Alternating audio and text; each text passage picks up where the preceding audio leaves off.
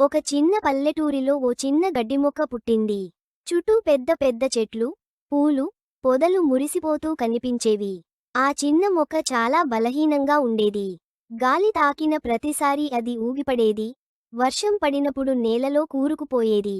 పక్కనే ఉన్న పెద్ద చెట్లు, పొదలు ఆ చిన్న మొక్కను చిన్నచూపు చూసేవి. దానిని లెక్కచేయకుండా గర్వంగా నిలబడి ఉండేవి.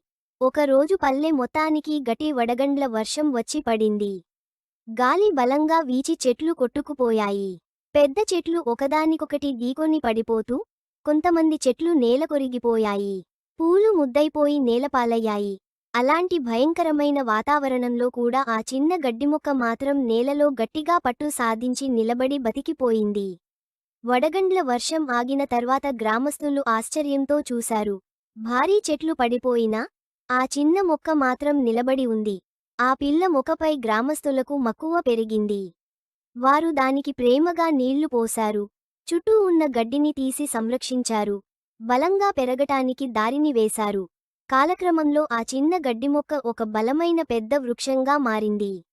ఇప్పుడు ఆ చెట్టు అందరికీ చల్లని నీడను అందిస్తూ పల్లె అందాన్ని మరింత పెంచింది. నీతి, బలహీనంగా కనిపించినా పట్టుదల ఉంటే ఏదైనా సాధ్యమే.